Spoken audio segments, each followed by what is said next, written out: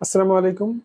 আজকের ভিডিওতে আপনারা জানতে পারবেন যে ডায়াবেটিস কি, আপনার ডায়াবেটিস আছে কিনা সেটা আপনি কিভাবে বুঝতে পারবেন, এবং সেই সাথে আমরা দেখব যে আপনার শরীরে কি কি পরিবর্তন হচ্ছে এই ডায়াবেটিস থাকার কারণে। তো এখন পর্যন্ত যারা আমার চ্যানেলটি সাবস্ক্রাইব করেননি তারা অবশ্যই লাইভ সাবস্ক্রাইব করতে ভুলবেন না। প্রথমেই জেনে নেওয়া যাক যে ডায়াবেটিসটা আসলে কি। আমি খুব সহজভাবে উপস্থাপনের চেষ্টা করব। সাপোজ আপনি কোনো খাবার খেলেন, সেটা আমাদের স্টমাকে গেল, স্টমাকে যাওয়ার পর সেটা খাবারটা স্টমাক থেকে সেটা গ্লুকোজ অথবা সুগারে কনভার্ট হয়ে গেল। তখন আমাদের যে ইন্টেস্টাইন আছে, এই ইন্টেস্টাইনটা এই সুগারটাকে সে অ্যাবজর্ব করে নেয় এবং আমাদের এই সুগারটা চলে যায় হচ্ছে আমাদের ব্লাড স্ট্রিমের মধ্যে। সেখান থেকে সেল, লিভার, অ্যাডিপোস যে টিস্যু আছে বা ফ্যাট টিস্যু আছে, সেখানে কিন্তু গ্লুকোজগুলো আস্তে আস্তে প্রবেশ করে। তো তখন আমাদের বডি কিন্তু সিগন্যাল দেয়, যে পেনক্রিয়াসকে একটা সিগন্যাল দেয় যাতে করে ইনসুলিন সিক্রেশন করে। তখন কিছু পরিমাণ ইনসুলিন আমাদের ব্লাডের মধ্যে সিক্রেশন হয় এবং এই যে গ্লুকোজগুলো আছে, এই গ্লুকোজগুলোকে সে আমাদের সেল অথবা কোষের মধ্যে প্রবেশ করে এবং বিভিন্ন অর্গানের মধ্যে প্রবেশ করে। এখন এই যে ডায়াবেটিসটা হচ্ছে, এই ডায়াবেটিসের জন্য দুইটা ফ্যাক্টর দায়ী। এক নম্বর হচ্ছে ইনসুলিন। কোনো কারণে যদি ইনসুলিনটা আমাদের সাফিসিয়েন্ট অ্যামাউন্টে না থাকে, অথবা এটা রেজিস্ট্যান্স হয়ে যায়, অথবা কোনো কারণে যদি ইনসুলিনের যে রিসেপ্টরটা আছে আমাদের সেলের মধ্যে, এই রিসেপ্টরটা যদি শেপ চেঞ্জ হয়ে যায়, তখন কিন্তু ইনসুলিনটা আমাদের এই গ্লুকোজকে আমাদের যে সেলের মধ্যে প্রবেশ করাতে পারছে না। তো সেটার জন্য কিন্তু আমাদের ডায়াবেটিস হয়ে যায়, কারণ সেই সময় অনেক বেশি পরিমাণ গ্লুকোজ আমাদের ব্লাডে চলে আসে। এবং এই কন্ডিশনকে আমরা বলে থাকি হাইপার গ্লাইসেমিয়া, মানে হচ্ছে high amount of glucose present in our blood. Second যে ফ্যাক্টরটা সেটা হচ্ছে গ্লুকাগন লাইক পেপটাইড 1। কোনো কারণে যদি এই হরমোনটা আমাদের ইম্পেয়ার হয়ে যায়, সেক্ষেত্রে কিন্তু ডায়াবেটিস হওয়ার সম্ভাবনা অনেক বেড়ে যায়। কিন্তু কেন? গ্লুকাগন লাইক পেপটাইড নামে একটা হরমোন আছে, যেটা আমাদের গাটে থাকে অথবা অন্ত্রের মধ্যে থাকে। এর কাজ হচ্ছে যে আমাদের যে পেনক্রিয়াস আছে, এই পেনক্রিয়াসকে সে স্টিমুলেট করে, যাতে করে রাইট অ্যামাউন্টে একটা ইনসুলিন সে প্রডিউস করতে পারে, এবং সেটা এই ইনসুলিনটা আমাদের ব্লাডে গিয়ে সেটা আমাদের সেলের মধ্যে প্রবেশ করিয়ে দেয়। কিন্তু কোনো কারণে যদি এই GLP-1 মানে হচ্ছে গ্লুকাগন লাইক পেপটাইড 1টা ইম্পেয়ার হয়ে যায়, সেক্ষেত্রে দেখা যায় যে এই ইনসুলিন কিন্তু আমাদের এই সেলের মধ্যে প্রবেশ করতে পারে না, মানে হচ্ছে প্রবেশ করাতে পারে না। তো যে কারণে আমাদের ব্লাডের মধ্যে প্রচুর পরিমাণে গ্লুকোজ প্রেজেন্ট থাকে। তো আমরা জানতে পারলাম যে কি কারণে ডায়াবেটিসটা হচ্ছে। নাম্বার ওয়ান হচ্ছে ইনসুলিনের কারণে, নাম্বার টু হচ্ছে GLP-1 যে হরমোনটা আছে যেটা আমাদের গাটে থাকে, সেটার কারণে আমাদের ডায়াবেটিস হতে পারে। আপনি কিভাবে বুঝতে পারবেন যে আপনি ডায়াবেটিসে আক্রান্ত? কি কি সিমটম আছে? এর মধ্যে এক নম্বরে হচ্ছে যে ইউরিনেশনটা অনেক বেড়ে যাবে, মানে হচ্ছে বাথরুমে যাওয়াটা বা প্রস্রাবটা অনেক বেড়ে যাবে, সেই সাথে অনেক তৃষ্ণা পাবে। এই যে কারণটা, এর কারণটা আসলে কি আমি ব্যাখ্যা করছি। সেটা হচ্ছে যে যখন আপনার বডিতে গ্লুকোজের পরিমাণটা অনেক বেড়ে যাচ্ছে, তখন দেখা যাচ্ছে যে আমাদের যে বডিটা আমাদের চেষ্টা করে যে ইউরিনের মাধ্যমে এই গ্লুকোজটাকে আমাদের বডি থেকে বের করে দেওয়ার জন্য, যে কারণে সে কিডনির উপর একটা এক্সট্রা প্রেশার ক্রিয়েট করে থাকে। যে কারণে কিডনিটাও চেষ্টা করে, হার্ডওয়ার্ক করে থাকে আমাদের বডিতে যে অনেক বেশি পরিমাণে যে ওয়াটার আছে, এই ওয়াটারটাকে সে অসমেটিক প্রেশারের মাধ্যমে সে ইউরিনের ব্লাডারে নিয়ে আসে। যে কারণে দেখা যায় যে অনেক বেশি পরিমাণে যখন ইউরিন আমাদের ইউরিনের ব্লাডারে আসছে, তখন কিন্তু আমাদের বডি এই যে ইউরিনটা সেটা আমাদের বডি থেকে বের করে দেওয়ার চেষ্টা করে বাই ইউজিং কিডনি। এটাকে আমরা বলে থাকি অসমোটিক ডাইউরেটিক। তখন দেখা যায় যে আমাদের যে বডিতে যে বেশি পরিমাণে যে ওয়াটারটা ছিল বা সাফিসিয়েন্ট অ্যামাউন্ট ওয়াটারটা ছিল, এই ইউরিনের সাথে কিছু পরিমাণ গ্লুকোজ কিন্তু বের হয়ে যেতে থাকে।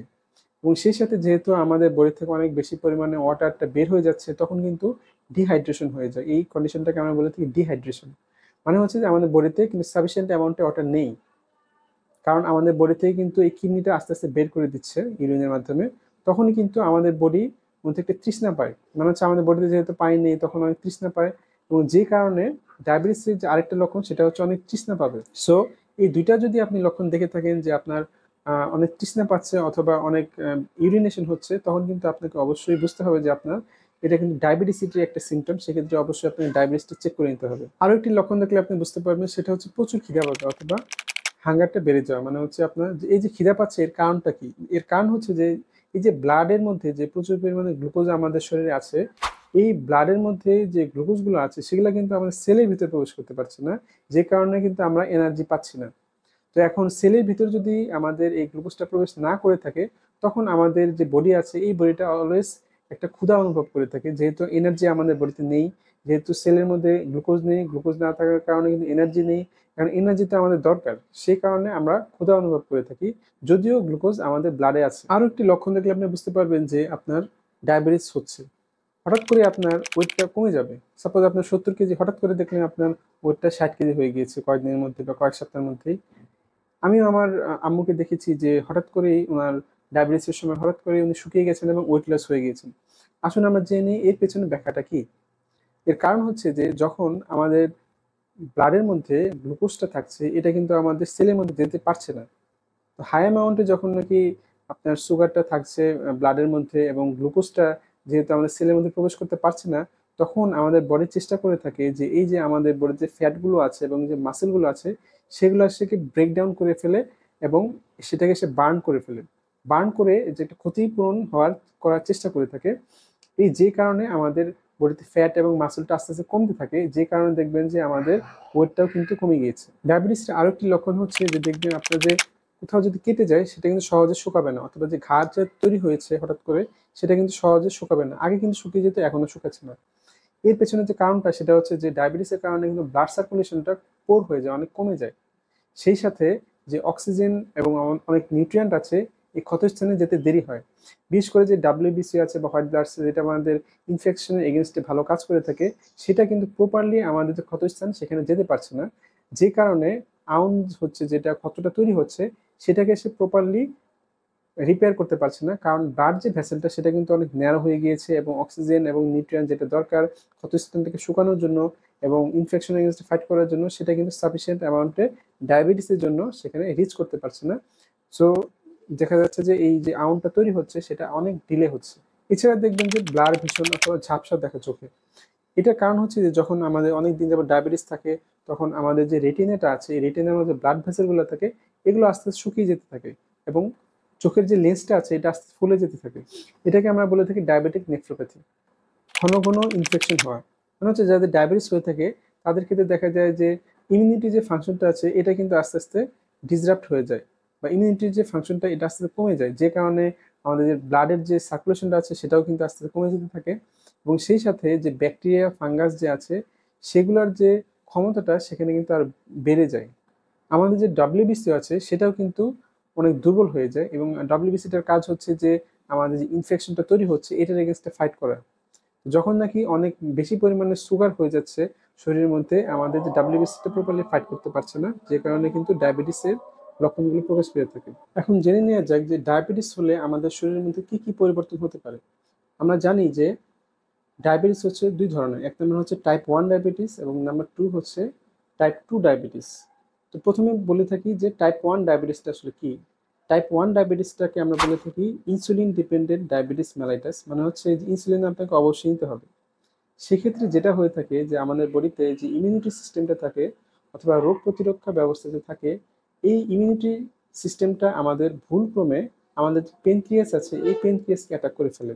যখন নাকি পেনক্রিয়াসের মধ্যে সে অ্যাটাক করছে, পেনক্রিয়েটিক বিটা সেল যেটা আমাদের ইনসুলিনকে প্রডিউস করে থাকে এটাকে সে অ্যাটাক করে ডিস্ট্রয় করে ফেলে। তো যে কারণে দেখা যায় যে ইনসুলিনটা কিন্তু রাইট অ্যামাউন্টে যে প্রোডাকশন হওয়ার কথা সেটা কিন্তু আর হতে পারছে না। যখন আমরা কোনো খাবার খাচ্ছি এবং যেটা আমাদের ব্লাডের মধ্যে যে সুগারটা যাচ্ছে, তখন এই যে সুগারটা সেটাই কিন্তু আমাদের কোষের মধ্যে বা সেলের মধ্যে সে আর প্রবেশ করাতে পারছে না, যেহেতু আমাদের সাফিসিয়েন্ট অ্যামাউন্ট ইনসুলিন নেই। তখনই কিন্তু আমাদের এই এক্সটার্নাল ওয়েতে আমাদেরকে ইনসুলিন আমাদের বডিতে ঢুকাতে হয়।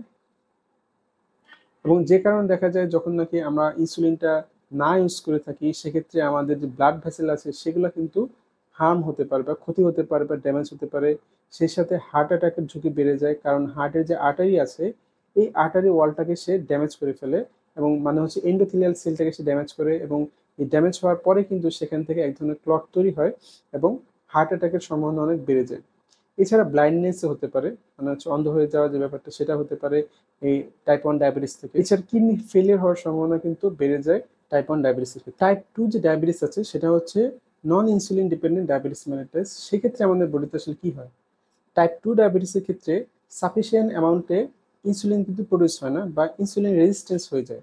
যে কারণে আমাদের ব্লাডের মধ্যে যখন সুগারটা যাচ্ছে তখন সেটাতে কিন্তু আমাদের যে সেলের মধ্যে প্রবেশ করার জন্য ইনসুলিনটা দরকার হয় এই ইনসুলিনটা কিন্তু সাফিসিয়েন্ট অ্যামাউন্টে থাকে না, যে কারণে কিন্তু টাইপ 2 ডায়াবেটিস মেলাইটাস হয়ে থাকে। এখন জেনে নেওয়া যাক এর মেকানিজমটা আসলে কি, কিভাবে এই ঘটনাটা ঘটছে।